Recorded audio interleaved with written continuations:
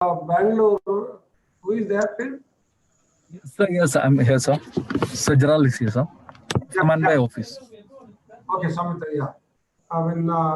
Sina is going to come. I just called him, sir. He may or might come, sir. He didn't tell anything, sir. So should we start instead of wasting time? Yes, Because sir. Yes, sir. We can start, sir. yeah, 16 people are there. Sorry, 17. Okay.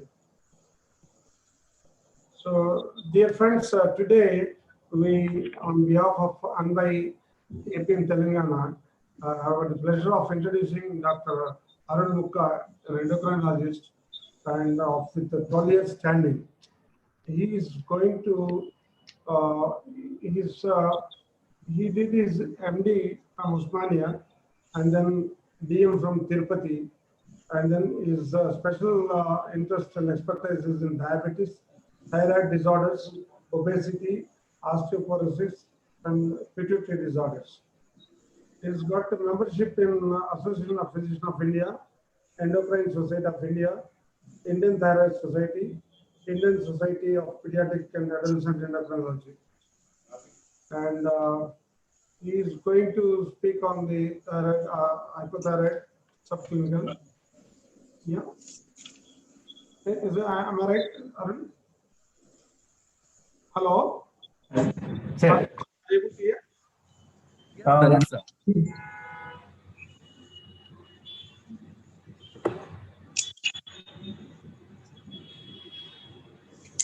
so can I proceed, sir? Yeah, please. I request Dr. Arun to proceed with the Yeah, topic. I'm proceeding with the sharing of the screen with a request to share.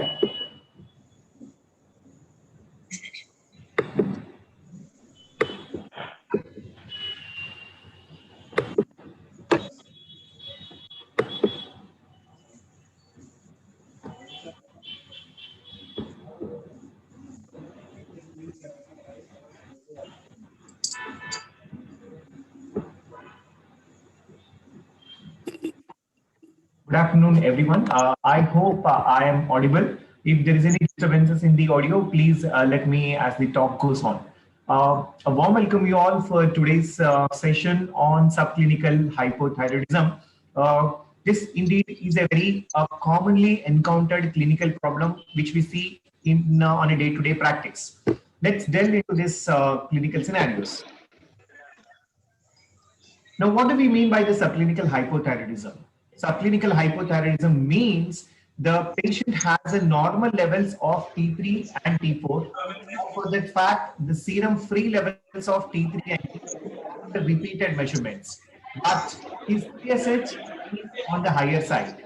That is, the value of TSH more than the normal reference range of the population. Here in this case, we take it as 4.5. However, we all TSH values differ from the population to population, and the reference ranges vary from population to population. So if a person has a not slightly elevated TSH level than the reference levels of the TSH, along with the presence of normal levels of total T3 and T4, that is when we call a person to be having a subclinical hypothyroidism. Now, the persons or the subjects with subclinical hypothyroidism may not have the symptoms. Some of the subjects may have the symptoms which are similar to that of primary or overt hypothyroidism, but good number of subjects may not be found to be having any kind of signs or symptoms of hypothyroidism. They are generally found to be having subclinical hypothyroidism when they go for the routine evaluation or when they get something like master health checkups or a pre-employment checkups. That is when they get detected to be having subclinical hypothyroidism. Now, the subclinical hypothyroidism can be categorized into two divisions. People who have a mildly elevated TSH or a significantly elevated TSH. We call significantly elevated TSH when the T3, T4 levels are normal, but the TSH values more than 10. That is when we call as a significantly elevated TSH associated subclinical hypothyroidism. In the mildly elevated TSH, patients may have a TSH between 4.5 to 10. However, their T3 and T4 levels are normal. Now, what is the prevalence of this subclinical hypothyroidism in India? We have various studies which are performed in the various corners of the country.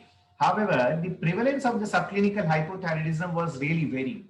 We had a prevalence in one of the study which was as low as 6.4%, like in Sahu et al., whereas in some of the studies which were performed by Marwa et al., which was performed in the northern aspects of the country, wherein 4,000 population was screened and the prevalence was found to be as high as 19.3. So the figures are varying as far as the prevalences are concerned, depending upon the area wherein the population was screened for the subclinical hypothyroidism.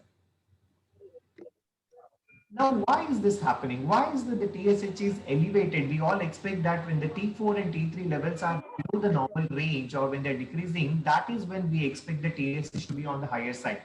We know that there is a negative feedback between the T3, T4, which is produced by the thyroid gland, and the TSH, which is produced from the pituitary. Now, when we expect elevated TSH, we expect lower levels of T3 and T4 that is below the normal reference range. But this does not happen in the early stages of primary hypothyroidism or overt hypothyroidism. And it is this phase which is called as subclinical hypothyroidism. Now, why is this happening? We know that there is a negative feedback or the negative relationship between the T3 and T4 circulating levels of T3 and T4 as well as the TSH.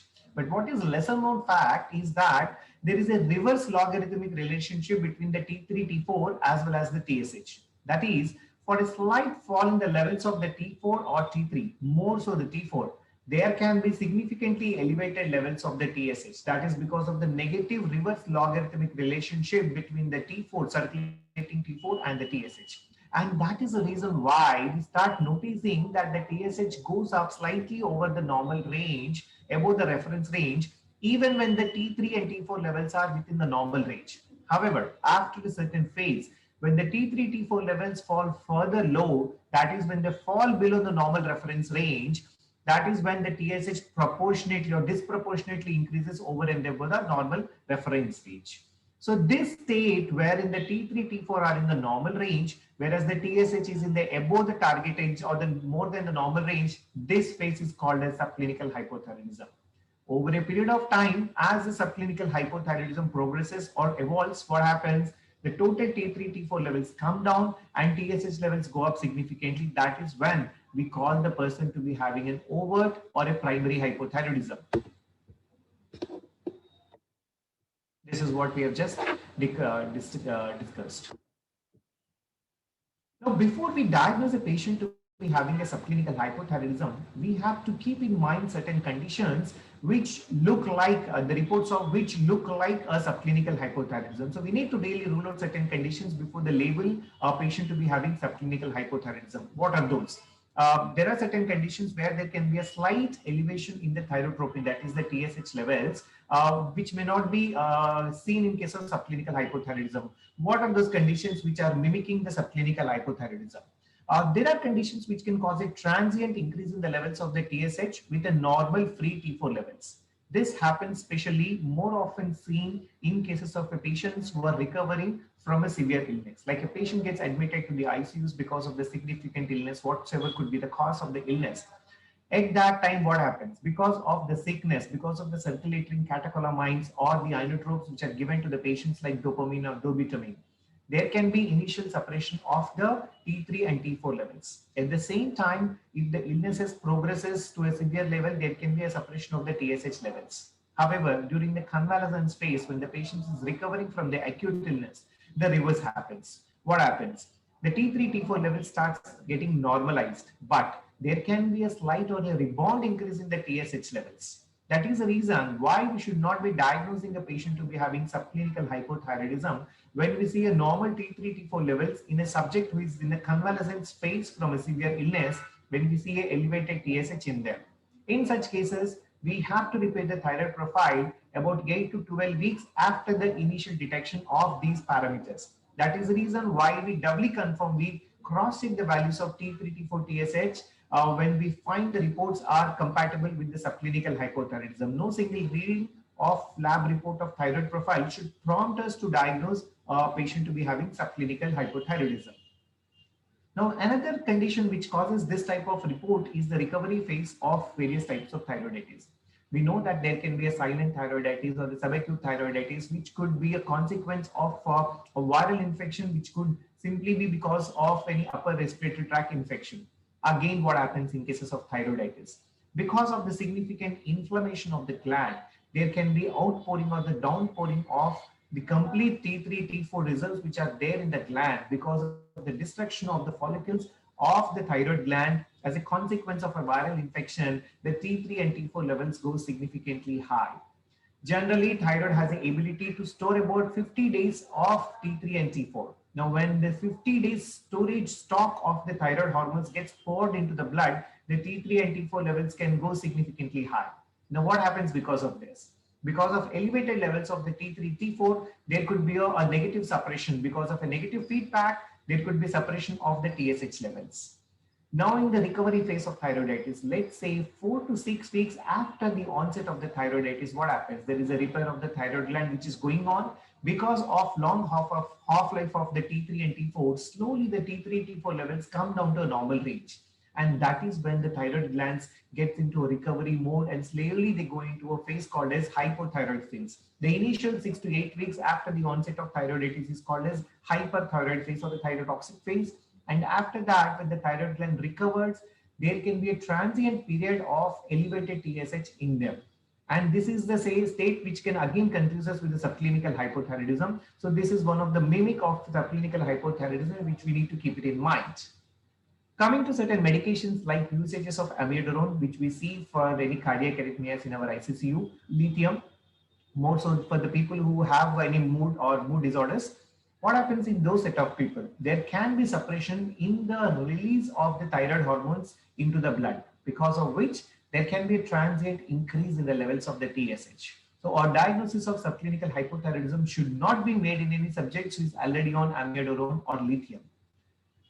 The elevated TSH with a normal T3, T4 can also happen in people who have already been diagnosed with the primary or overt hypothyroidism, however, who've been very irregular with their medication or who do not follow the routine instructions of taking the tablet on empty stomach, or who consume the food substances which can interfere with the absorption of the levothyroxine, like consumption of the tea or the antacids, or some kind of iron binders or calcium binders. In them also we see the reports wherein the TSH can be slightly elevated, whereas the T3, T4 can be normal. However, there can be certain conditions which can cause a persistent increase in the thyrotropin levels. Till now we have seen the conditions which cause a transient increase in the TSH, but there are certain conditions which cause a consistently slightly elevated TSH levels with a normal free T3, T4 levels. So what are those? First and foremost, I think we should discuss the obesity.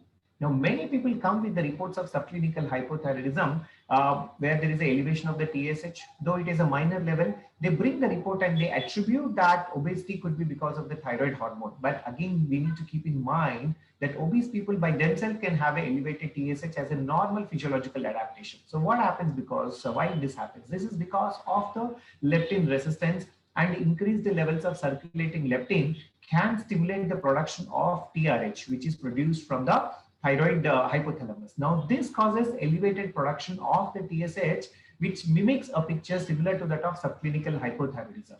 Losing the weight itself can cause normalization of the TSH. So obesity people, we need to be careful in interpreting the report of elevated TSH. Adrenal insufficiencies. This is the condition where, again, because of a physiological adaptation, there can be slight rise in the TSH levels. Once you diagnose and correct the adrenal insufficiency, the TSH may become normal and the patient may actually be a euthyroid, which means that the patient may not require any treatment for the elevated TSH. One more thing which is very commonly misinterpreted is age-associated elevation of the TSH. As you see, all these values of TSH, the reference range of TSH is derived from biostatistical data. We need to have a local reference ranges for the TSH. How do we derive the normal levels of the TSH in a given population?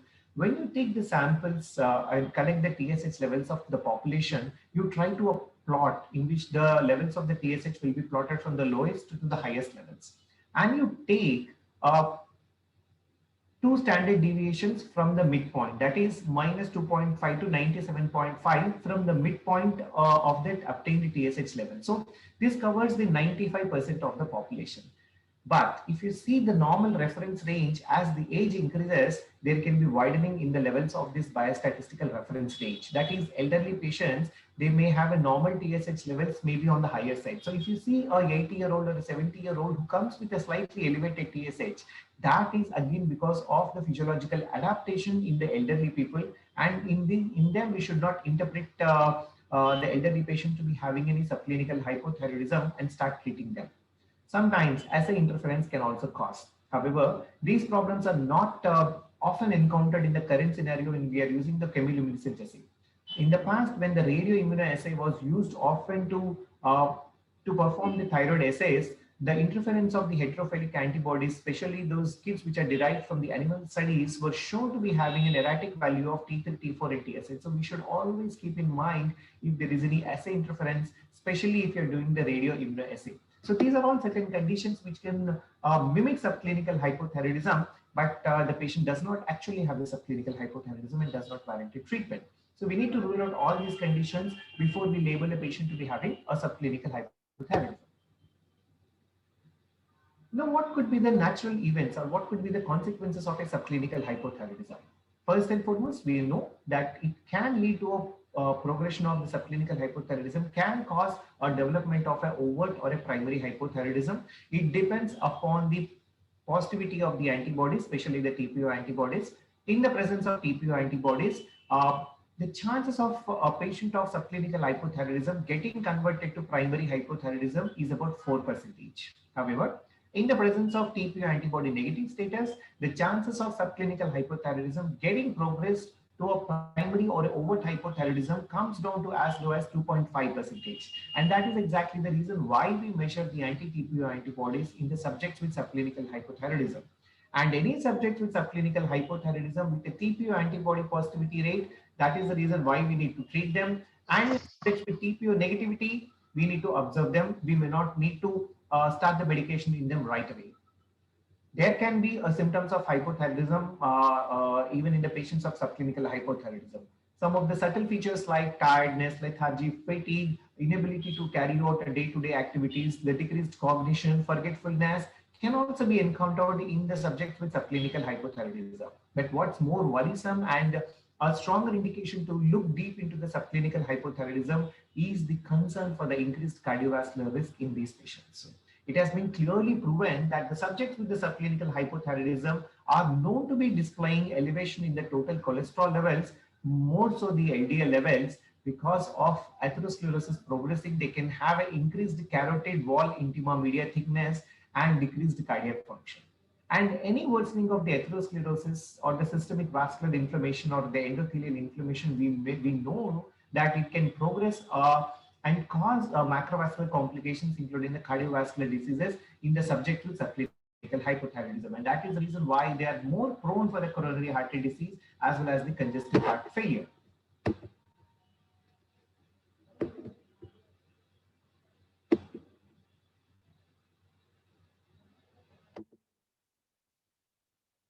We have just now discussed what is the percentages of the transformation of the subclinical hypothyroidism to overt hypothyroidism. Now, the studies have been performed in which the conversion of the subclinical hypothyroidism to overt hypothyroidism has varied. Some of the studies have projected a figure of 3% conversion to the 18% of affected patients per year. In one of the studies which were performed in England, it was noticed that in 154 women who were observed for a period of 10 years, it was noticed that 9% of the patients reverted to the normal TSH levels over a period of 10 years. However, nearly 2/3 of them, that is 57% of the people, continued to have a mild thyroid failure. That is the picture similar to that of subclinical hypothyroidism. About 1/3 of them were converted to be or found to be developing or progressing towards overt hypothyroidism over a period of 10 years, which again gives a transformation rate or a conversion rate of nearly 3.4% per annum. Now, coming to the cardiovascular risk in subclinical hypothyroidism, this is what we are actually worried a lot in subjects with subclinical hypothyroidism, which makes it one of the stronger indication to treat the subclinical hypothyroidism in subjects, more so the younger subjects. Time and again, it was proved very clear that because of the decreased levels of the relatively decreased levels of the thyroid hormone levels in the subclinical hypothyroidism, because of the reduced peripheral action of this thyroid hormone in these patients of subclinical hypothyroidism, which can cause an altered intracellular calcium handling. Now, this altered intracellular calcium handling is known to cause some kind of sustained or a slowed myocardial relaxation, because of which there can be impaired left ventricular dilatation, because of which, or the diastolic filling. Now, this causes that diastolic dysfunction, which is characterized by the decreased myocardial relaxation. Now, this causes a congestive heart failure in these patients with subclinical hypothyroidism.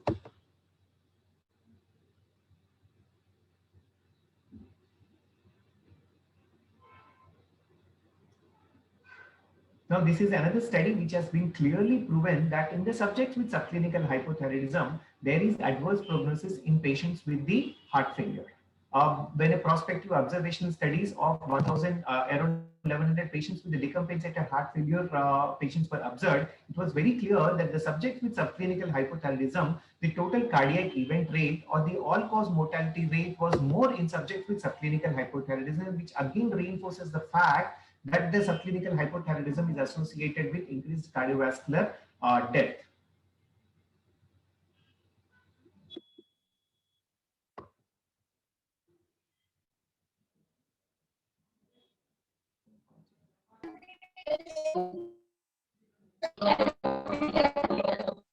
There is some kind of get back my trouble in the screen. Let's get back to the talk.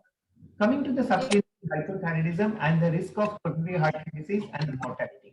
Now, again, various studies were performed in which the progression of the subclinical hypothyroidism and the link with the coronary heart disease as well as the mortality was observed. Again, the studies have consistently shown the subclinical hypothyroidism was associated with the increased risk of cardiovascular events. There is an increased risk of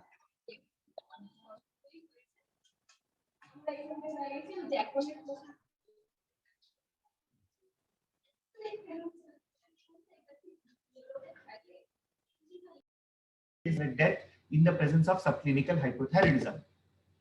There was also increased mortality associated with subclinical hypothyroidism, not just increased cardiovascular events or the cardiovascular death.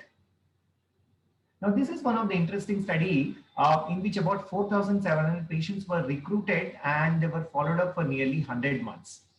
This is the data which is obtained from the United Kingdom General Practitioner Research Database, wherein about 4,800 patients were recruited who were having an age of more than 40 years of age with subclinical hypothyroidism, that is a TSH between 5 to 10 milliunits per liter, and with a normal FT4, that is the normal levels of circulating T3 and T4. They also excluded the individuals who were on levothyroxine supplements, on anti-thyroid drugs, or a previous thyroid disease. Now, what happened in these people? Now, they have divided this study group into two age groups, that is below 70 as well as more than 70, that is between 40 to 70 years age group and 70 years and above age group, and they've started treating the patients for the subclinical hypothyroidism. Now, very interesting findings have come out in this at the end of the study when the patients were followed up for nearly 100 months. It's actually a very long study. Now, it was very clearly noted that the patients in whom the levothyroxine supplements was given, that is a younger group of patients, that is between 40 to 70 years, in the subjects in whom the levothyroxine supplementation was given, there were lesser fatal and non-fatal vascular events. That is, subjects who were not treated or the untreated subclinical hypothyroidism patients, the total events in terms of fatal and non-fatal vascular events was more in subjects who were not treated for the subclinical hypothyroidism, because of which the cumulative survival rate was less in the subjects who were not receiving any levothyroxine supplements. However, this was noted in the subjects between 40 to 70 years, and in this thing it was statistically significant, that is treating the subclinical hypothyroidism in the subjects between 40 to 70 years of age group was conferring some kind of mortality benefit. However, interestingly, in the subjects who were more than 70 years of age, what was noticed was that the subjects who were given the levothyroxine supplements, especially in the age group of more than 70 years, it was noticed that these group of people, subjects who have received the levothyroxine supplements, they were more fatal, non-fatal vascular events than the subjects who have not received the levothyroxine supplements. However, it was not a statistically significant condition, but there was a trend in that the events were more in the people who were receiving the levothyroxine supplements. Again, the same thing. The subjects who were receiving the levothyroxine supplements, they had a little less cumulative mortality survival, whereas the subjects who were not on a levothyroxine supplements, they were having a more survival rate. Again, this was seen in more than 70 years of age group. This is not statistically significant, but it is establishing the trend and tells us the fact that probably treating a subclinical hypothyroidism at the age of, or in a person who is more than 70 years of age, may not be really beneficial, or it happens we are actually harming a person because we are mistreating or wrongly treating a physiological, normal physiological adaptation of subclinical hypothyroidism in the elderly patient. So a very important point which we need to consider when we are trying to treat or over-treat the subclinical hypothyroidism in the elderly patients. Now coming to the core of the talk, how do we manage the subclinical hypothyroidism? So whether to treat or not, we need to know that.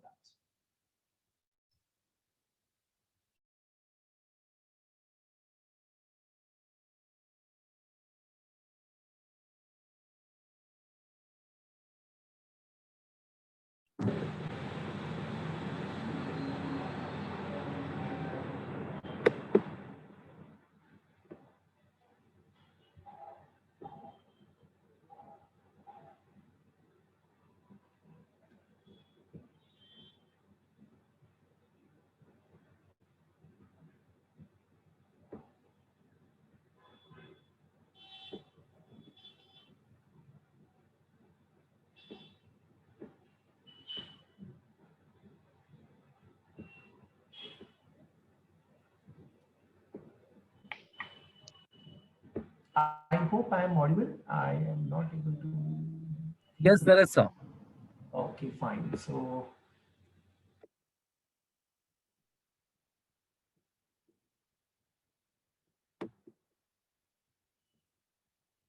give me a minute. There is some kind of technical snag. I'm not able to flip through the slides. Just give me a minute.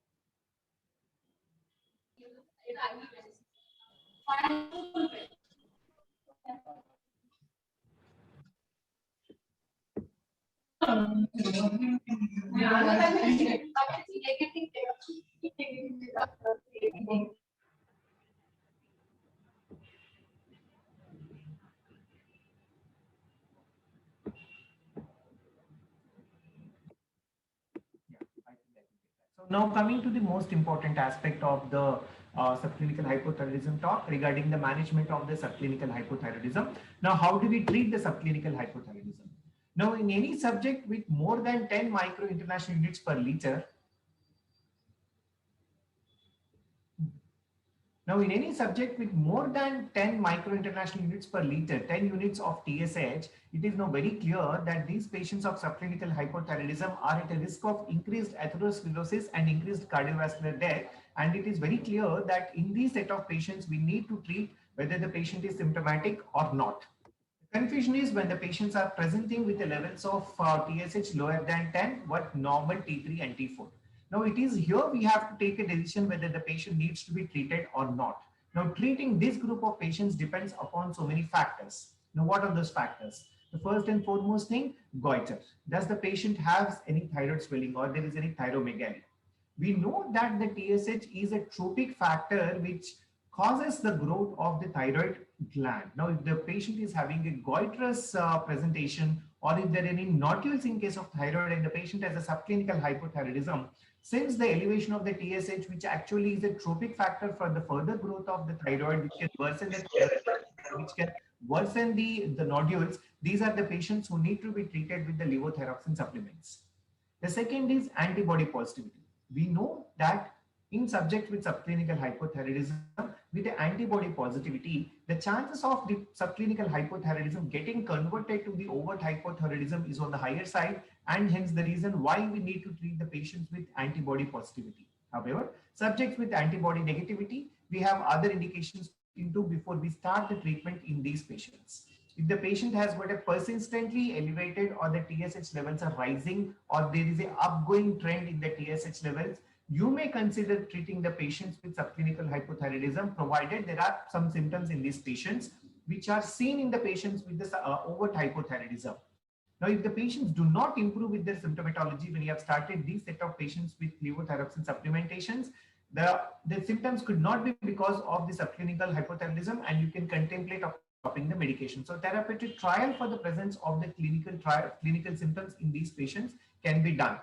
Young age of the patient, as we have seen that the chances of not treating and complicating and causing the myocardial events or the cardiovascular disease of patients. So young patients, there are more chances of requiring the levothyroxine supplementations. In children, especially the children who have a high growing potential, because thyroid hormone is one of the hormone which contributes to the overall height, these set of the patients needs to be treated till they have achieved the final heights, whether it is boy or a girl. Any woman who is planning for pregnancy or who is already pregnant, when she is coming with a report of subclinical hypothyroidism, they need to be treated, because we know that the thyroid hormone is one of the hormone which creates a conducive atmosphere in the endometrium to achieve the pregnancy and to sustain the pregnancy without causing the premature termination of the pregnancy. We know that it can prevent the development of the preeclampsia, which itself is a big threat for the termination of the pregnancy. Any woman who is undergoing the infertility treatment should also be contemplated to be on the levothyroxine supplements, even if they have a slightly elevated TSH, may not be a overt hypothyroidism also. Or the woman who is on ovulation induction or the ovulatory dysfunction, these are all the indications of the subclinical hypothyroidism. Then they need to be treated even if the TSH is lower than 10 units per liter. Now again, this is what the guidelines have said, that if the values are more than 10, the inclination or to treat the patient is definitely more. However, the factors like the antibody positivity test or the cardiovascular disease or the presence of the chronic kidney disease should be taken into consideration before when you are initiating the treatment. People with a heart failure or who have a decompensated heart failure, we need to be a little less aggressive in initiating the treatment. That is, start with the lower dosages and then slowly increase the dosages as the patient tolerates the lower dosages of the thyroxine supplements. In the subjects with a mildly elevated TSH, you need to take a call depending upon the indications. What is the treatment recommendation for the thyroid? How do we treat them?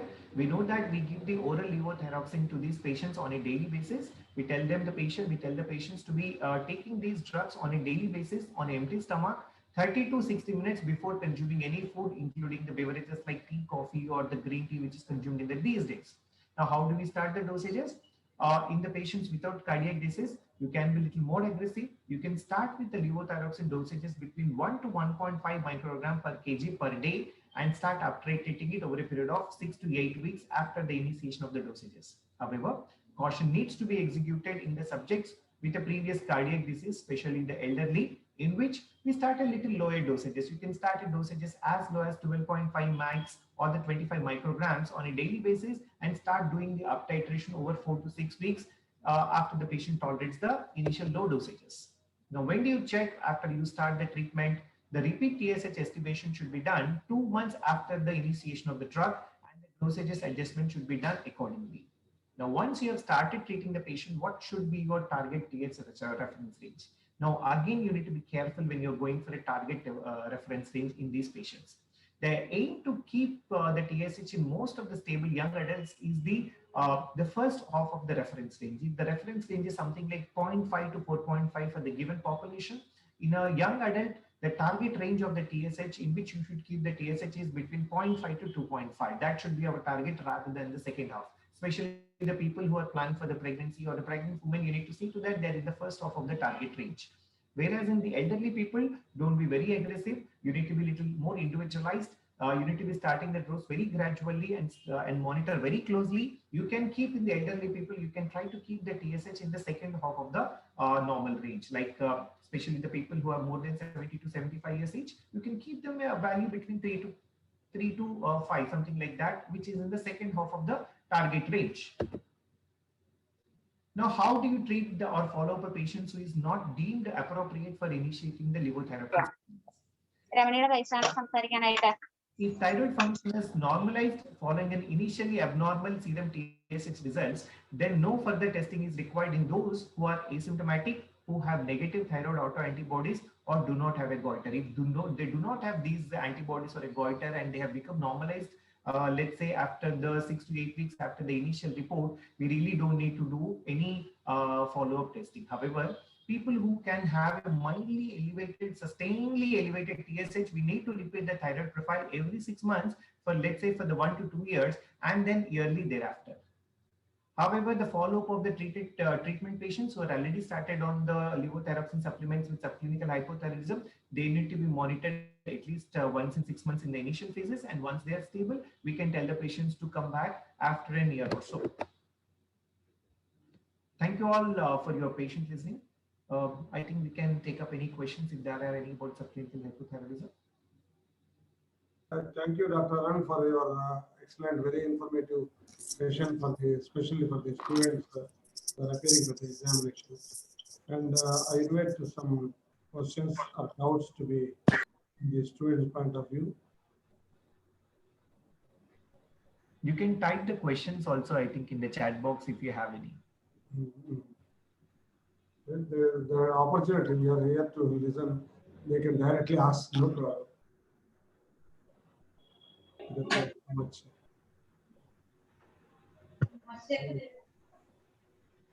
Yeah, please go ahead.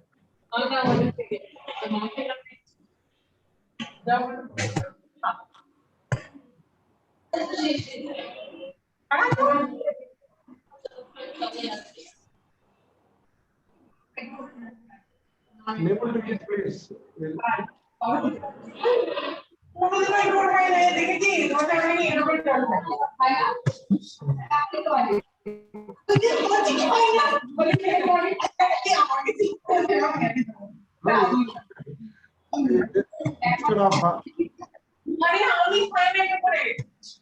Instead of asking question, you are causing a chaos.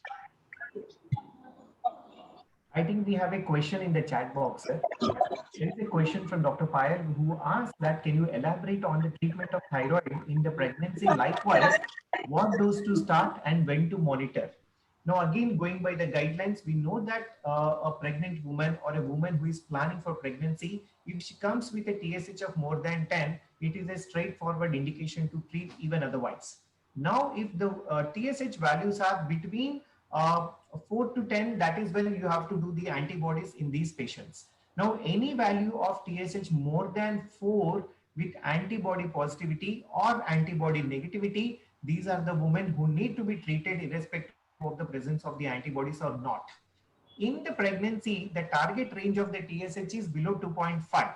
Now, in the subject or the pregnant women who have a TSH value between 2.5 to 4 with negative antibodies, they are the patients who need to be followed up. Otherwise, all the pregnant women who have a values of more than 4 or more than 2.5 with a positive TPO antibodies need to be treated to keep the TSH below the 2.5 as per the American Thyroid Association guidelines. Now, coming to the dosages of levothyroxine in the pregnant woman, as we all know that the levels of the estrogen increases in the pregnant woman, because of which the total thyroid binding globulin level concentration also increase in the pregnant woman. This means that the circulating levels of the levothyroxine is on the lower side in these women, because of which there is generally around 25 to 30% increment in the dosages in the women who are already euthyroid, who are on levothyroxine supplements. So even in the subclinical hypothyroidism, we may need to give them slightly higher dosages. Instead of 25, they may need something like 37.5, or instead of 37.5, they may need something like 50. Generally, the suggestion given to the pregnant or the women who get pregnant who are already on levothyroxine supplements to increase the dosages or the double up their dosages on Saturdays and Sunday, which translates to nearly 30% increment in their dosages, which should give a euthyroid status in the pregnancy. I think we have another question. Why do we need to keep the TSH in a reference range in elderly patients with cardiac risk factors? Could you please explain? Yeah. As we have discussed in the class, that as the age progresses, now as I said, the TSH reference values are derived based upon the pooled samples of the population from the various age groups. Now it has been observed in the normal population also when they were trying to collect the samples, it was noticed that the TSH was slightly going up in the elderly age group. So this means that the TSH, which was considered to be high in the elderly age group, it is slightly even a higher TSH in the elderly age group is a physiological adaptation. Now this could be because of bringing down the energy requirements in the elderly age group. So this is basically a physiological adaptation. Now, if you try to disturb this physiological equilibrium, the adaptation, and try to treat the elevated or the slightly elevated TSH in the age group, we are probably causing more harm, which is what was kind of proven or seen in the NEGM article, in which the subjects who were having more than 70 years of age group, when they were treated, and it was clearly noticed that the subjects who were more than 70 years of age group, people who were treated were found to be having more cardiac events or less survival benefit than the patients who were not given. So we are probably treating a physiological adaptation, which is not a wise thing to do. Now, the reasons could be as the elderly people are more prone kind of towards the cardiac failure because of the other conditions associated with coronary artery disease, or there is increased occurrences of arrhythmias like cardiac atrial arrhythmias. These people are more prone for the cardiovascular events. That could be the reason why we should not be treating these patients with slightly elevated TSH, especially the people with more than 70 years of age group. The third question is there any dose adjustment of amiodarone in hypothyroid patients? Now, this is a very tricky situation. Now, we know that a tablet amiodarone, which is given for the ventricular arrhythmias, contain nearly 2/3 of the tablet is about iodine. Now, whenever we give so much of iodine, whether it is amiodarone or whether it is iodinated contrast, or whether they take the seaweed in the form of fish or the seaweed where they consume the iodine, it can be causing two types of problems. The first one is a significant amount of iodine given can cause thyroiditis. There can be sudden release of the hormones to the blood pool. As I said, nearly 40 to 50 days of stock which is kept in the thyroid can get released into the blood pool, which can cause significant elevation of the T3, T4. Now, if such is the cases, you don't give the thyroid supplements or the dosages of the levothyroxine at all in these patients. But sometimes because of the Wolff-Chaikoff effect, what will happen, exogenously given thyroid can also cause suppression of the intrinsic thyroid gland. There can be a decreased release of the T3 and T4 into the blood, and that is when these patients require slightly increased dosages of the levothyroxine supplements. Things can go altogether in a different pattern in subjects with a goiter with a background of nodules. Now, in the presence of nodules, what will happen because of increased iodine uptake in the blood because of the exogenously administered tablets like amiodarone, these nodules can become autonomously functioning, and they can become autonomously functioning toxic nodule, which may require surgery or the radioiodine ablation. So in amiodarone, or for that fact, any increased iodine intake can cause so many problems. It can cause thyroiditis, it can cause conversion of the nodules into a toxic nodule, or it can cause hyperthyroidism or hypothyroidism. So it depends upon the way the patient is behaving. But often seen is increased requirement of the thyroid supplement. So we may have to increase the dosages of the thyroid supplements, but any of these things can happen with the amiodarone. So we need to take a call based upon the clinical scenario. The next question is, while screening patients for thyroid function prior to surgery, is it advisable to get a TSH or T3 and T4?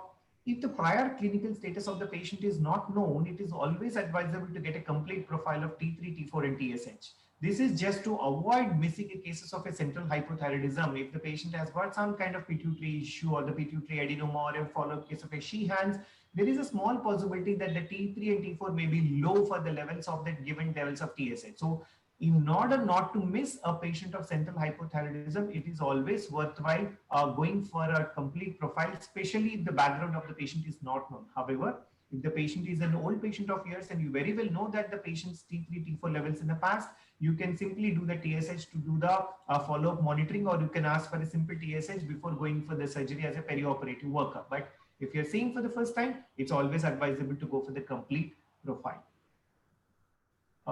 The next question is, when can we completely stop levothyroxine supplements in the subclinical in subjects with subclinical hypothyroidism? Yes, again depends upon the indication for which it was started for.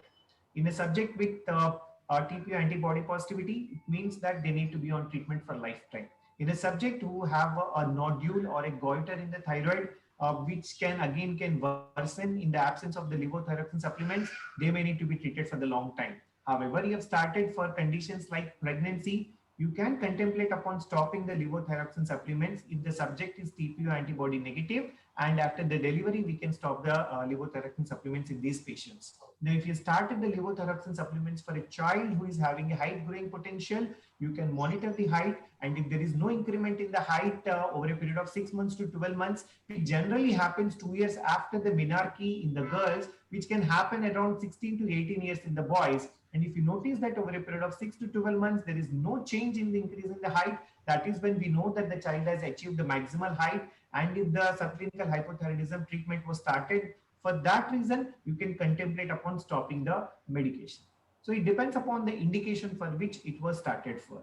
If you're giving it for the chronic kidney disease, it is worthwhile giving continuously, because the atherosclerosis phenomena goes on and on in these patients, which can increase the cardiovascular disease to these patients. If you have started the thyroid supplements, keeping in view the dyslipidemia patients, again, it is worthwhile giving these medications to these patients for the lifetime. So the duration depends upon the indication of initiation of the levothyroxine supplements in subjects with subclinical hypothyroidism. In the combination between diabetes and hypothyroid, any changes to thyroid? Is there any correlation? He's asking questions, diabetes and then hypothyroid. There's one more question. No, there's one more question that was posed. Is there any relation between diabetes and hypothyroid? Yeah, I think I missed it also. Yeah. Is there a correlation between the diabetes and hypothyroidism and any changes to thyroid treatment? Again, yes, they both are endocrine condition, but it is not really very clear that diabetes causes hypothyroidism or a hypothyroidism can increase the chances of diabetes. But that is not very clear. But yes, there are certain things which can happen in the hypothyroid patients with diabetes. As we know that patients who are on diabetes, if they develop hypothyroidism because of the slowing of the medications and because of the delayed gut movement or the delayed emptying of the bowels, these patients are known to develop hypoglycemia if the hypothyroidism is not looked into. So patient develops suddenly a hypoglycemia who was doing fine with the given amount of OHS, and there are no other conditions like delayed food intake or overdosing or any development of chronic kidney disease. In these patients, we have to treat the hypothyroidism, and till we treat the hypothyroidism, bring down the dosages of the oral anti-diabetic agents. The same thing can happen in cases of a hyperthyroidism also. If the patient has any hyperthyroidism, the given set of diabetic medication which was actually giving him a euglycemic status prior to the onset of hyperthyroidism can worsen his status and again do a readjustment of the medication. Levels of thyroid can cause alterations in the levels of the oral hypoglycemic agents. Otherwise, they are not known to kind of cause one with the other. No. Any correlation between the hypothyroidism and cirrhosis? Not that I know of any hypothyroidism with that of cirrhosis, but we need to keep in mind again that any failure of the liver can cause altered levels of the albumin, which itself can cause increased circulatory levels of the free T3 and free T4. So these patients may require little lower dosages of the thyroxine supplements. Apart from that, hypothyroidism is not directly linked with that of cirrhosis, definitely not. Is hypothyroidism is a risk factor for coronary artery disease? Exactly. This is a known risk factor for the coronary artery disease. That is a primary or overt hypothyroidism, out and out is no doubt about it causing the coronary artery disease. even in the subclinical hypothyroidism, it is time and again, it is proved very clearly that because of impaired diastolic relaxation and because of the diastolic failure, because of the worsening of phenomena of atherosclerosis secondary to the endothelial dysfunction causing the endothelial inflammation, it is very clear that the subclinical hypothyroidism is known to cause increased cardiovascular death and hence increased coronary artery disease in these patients. So we need to attend to this. I think there's a good number of participants shown very enthusiasm of a long time. And credit should go to Dr. Arun for your excellent talk, which has stimulated the participants to ask questions. Thank you once again, and thanks to the participants for having so many. That clearly shows that you are involved in listening. Thank you. Thank you, sir. Have a good day, sir. Thank you, sir. And then should we conclude, Samita? Yes, sir. If there's nothing, I think we conclude with a big thanks to Dr. Arun for your excellent talk.